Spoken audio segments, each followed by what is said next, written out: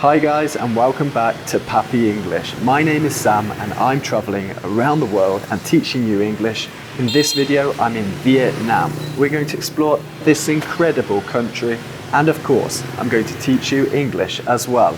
So, let's go. This is Vietnam. From north to south, this country will leave you surprised. Vietnam is so diverse that you won't believe your eyes. If you don't believe your eyes, it means you don't believe what you see. It can't be real. Rolling hills, majestic islands, bustling cities. This country is the real deal. If something is the real deal, it means it is really good.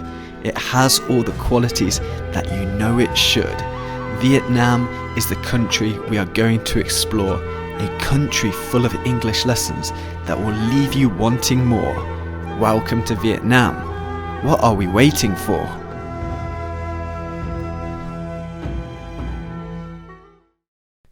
So we are beginning our journey in Vietnam in the capital city, Hanoi, a city located in northern Vietnam on the banks of the Red River. It is one of the world's most ancient capitals. The moment you arrive here, you will discover busy streets within the city centre with well-preserved colonial buildings as well as ancient pagodas. So now I am in Hanoi, the capital of Vietnam, and a city with so much culture. And there's also a lot of French influence in this city as well, which you can see in the architecture. There is a bridge called the Long Bien Bridge, and this was built by the same architect as the Eiffel Tower. You can really see it in the style as well. In fact, people in Vietnam say it's the horizontal version of the Eiffel Tower. The Long Bien Bridge was built between 1899 and 1902.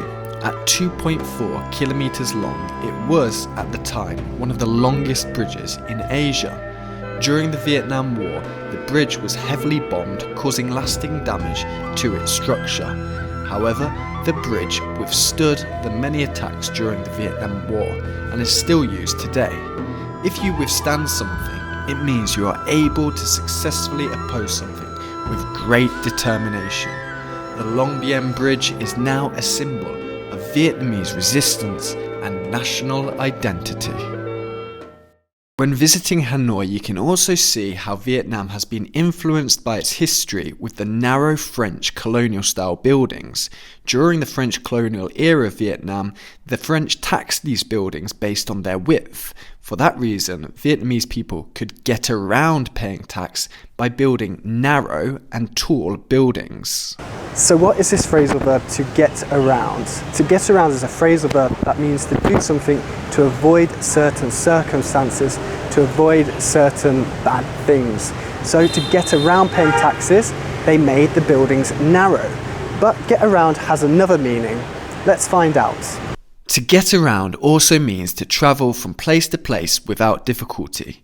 In Vietnam and Hanoi, it seems that everyone gets around by moped. You can find mopeds everywhere and anywhere. The people in Hanoi seem to be always on the move, and perhaps they are energized by their infamous egg coffee. When you are in Hanoi, you have to find a cafe that specializes in this sweet coffee made by beating egg yolk with condensed milk.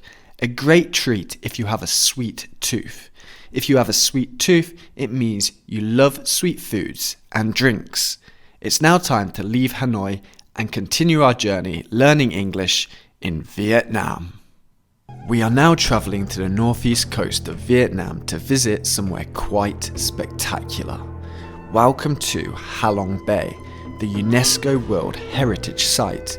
Halong means descending dragons. Local legend says that when Vietnam was first formed as a country, the gods sent dragons to help the Vietnamese in defending their lands. The dragons began spitting out jewels when defending Vietnam, and over time these jewels turned into the islands we can see dotted around Halong Bay today. So guys, we're now in Halong Bay. We're on a boat trip around the islands, and the islands are made out of limestone and they're really beautiful. They shoot out of the water. They're really high, and there's a boat honking in the background. Anyway, this is a very touristy area, so lots of tourists come here to go on the boat trips, and you can do many things, like you can go fishing, or you can go snorkeling, you can go scuba diving, there are coral reefs, you can even go climbing on the islands as well. So it's really cool here, and you can do whatever floats your boat. Now this is an English expression that I like a lot. If you say whatever floats your boat, it means whatever makes you happy, whatever you feel like doing. So when you come to Halong Bay, you take a boat of course, and you do whatever floats your boat. You do what makes you feel happy. So let's see what I get up to today. In Halong Bay, you should definitely take up the opportunity to visit a pearl farm. The pearls are formed by taking oysters and delicately inserting a piece of pearl shell membrane and a small bead of mother pearl. It's no job for someone who is all thumbs and no fingers like me. All thumbs and no fingers, that is a British English expression which means you are clumsy and awkward when working with your hands. Once the oyster is prepared, it is placed back into the water in Halong Bay for the pearl to be formed over time. If you are lucky, at the end of this long process, a pearl will be formed. If I can offer you a pearl of wisdom, I would definitely recommend visiting Halong Bay if you ever get the chance to come to Vietnam. To offer a pearl of wisdom, that is a great idiom which means to give someone a piece of advice or wisdom which is particularly precious, just like a pearl. Now let's discover our next destination. Now it is time to head to the hills of northwestern Vietnam and the remote town of Sapa. This area is famous for its pristine rice terraces, cool mountain atmosphere, and its fascinating communities of ethnic minorities. When you come to Sapa, you have to go trekking and enjoy the spectacular views. However, of course, when I come, it's foggy. That's just my luck.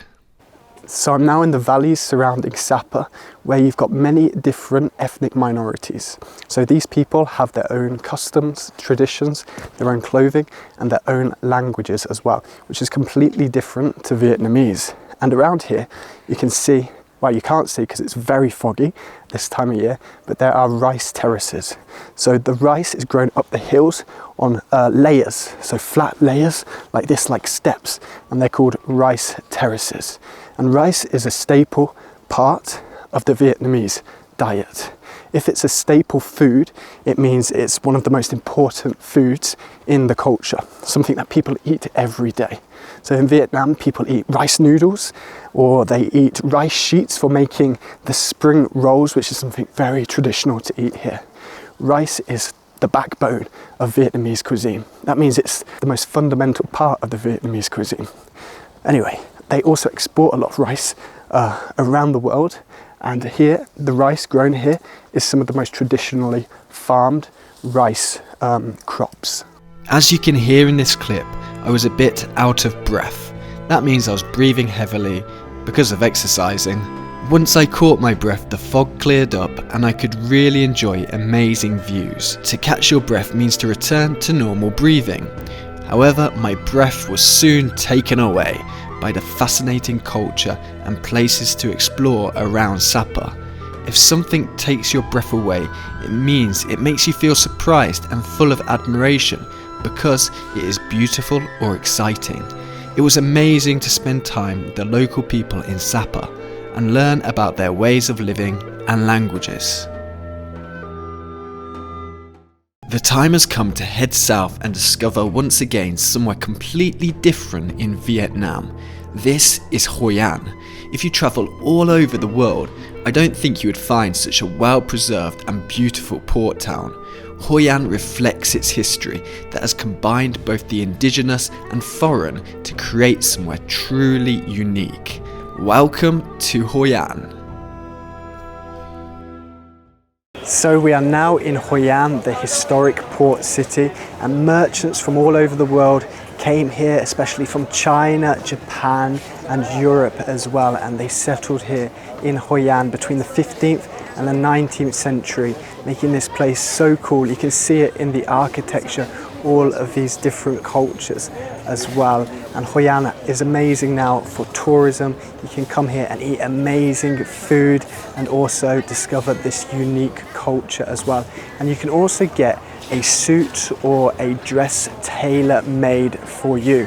Something's tailor-made, it's made to fit your body exactly. It's made to fit you perfectly.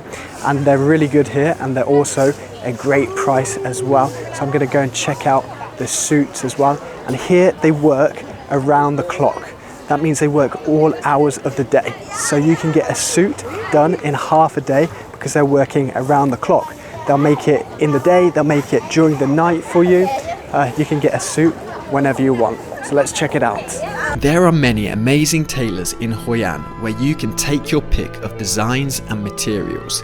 If you take your pick of something, it means you can choose any one you want from a group of something. I definitely feel like $1 million in this suit. That means I feel great. I'm not sure about the socks though. I took one last stroll around the incredible streets and buildings of Hoi An. I absolutely love the Japanese bridge. I tried the famous Vietnamese coconut coffee, and now I am energized to do something a bit more adventurous. I jumped at the opportunity to try paddling in a basket boat. These baskets are made of bamboo and they were originally used to get around paying taxes. For every boat you had to pay tax. However, these are not boats, they're baskets. So we don't need to pay tax. Brilliant. What wasn't brilliant were my paddling skills. I seemed to be going around in circles, literally and idiomatically. If someone is idiomatically going around in circles, it means they do a lot and seem very busy without really achieving anything.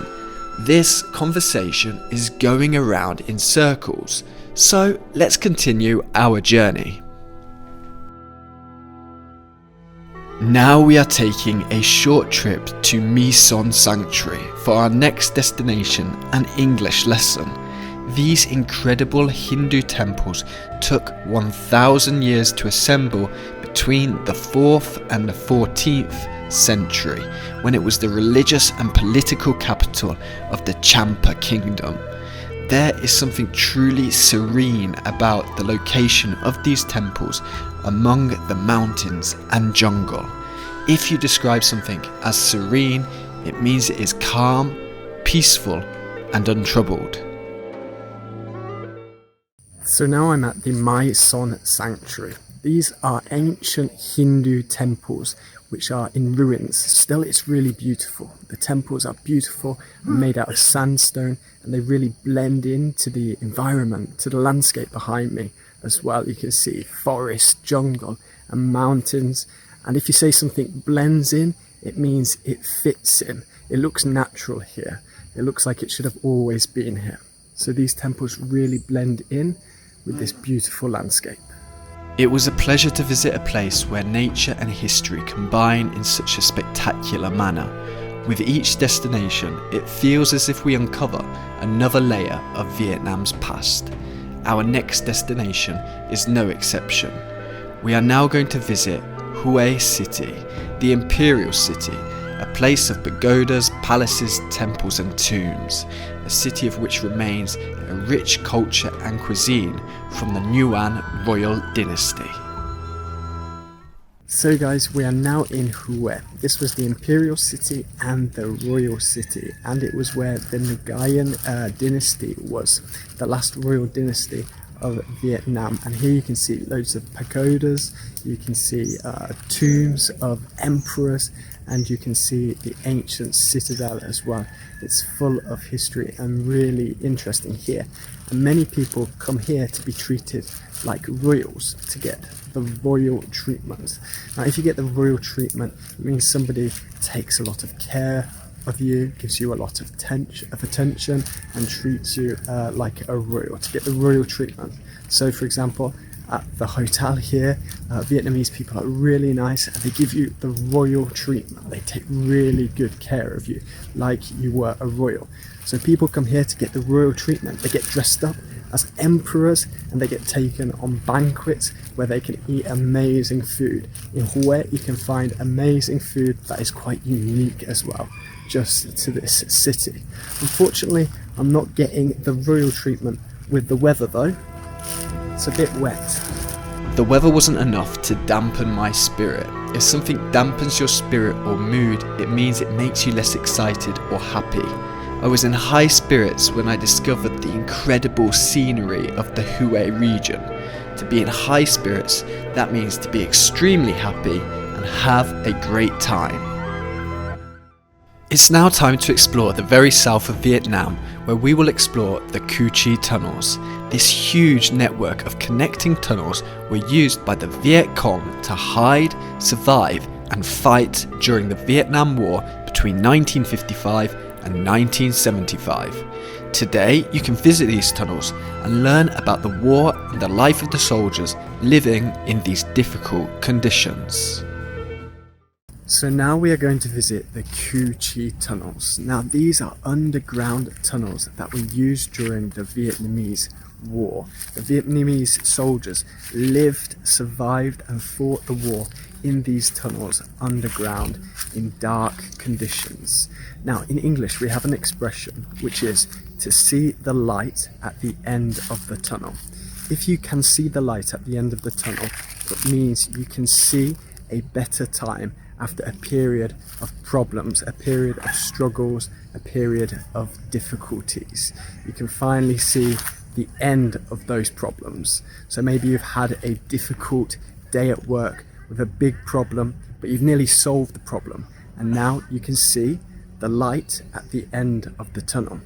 During war, it's very difficult, it's a hard time, but maybe things are getting better. Maybe the war is ending and you can see the light at the end of the tunnel. You can see better times, a time of peace, a time of freedom. I had the chance to walk through and explore one section of the tunnels, and I thought I could share the experience with you as well. Let's go.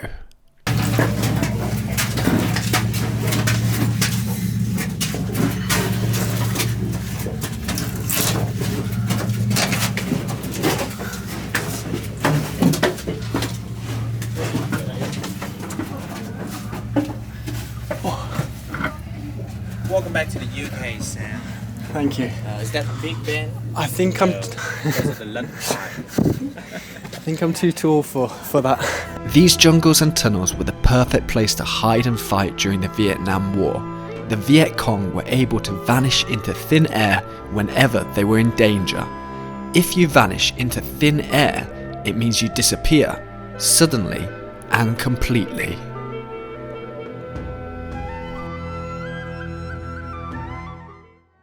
Vietnam has taken us on some extraordinary journeys and unique English lessons, and now we will take a short trip to our final destination. This is the largest city in Vietnam, Ho Chi Minh City, otherwise known as Saigon.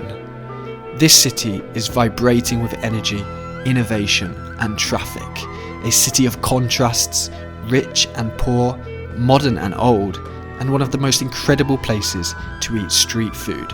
In Saigon, anything goes. So guys, we are now in Saigon, Ho Chi Minh City, one of the capitals of street food.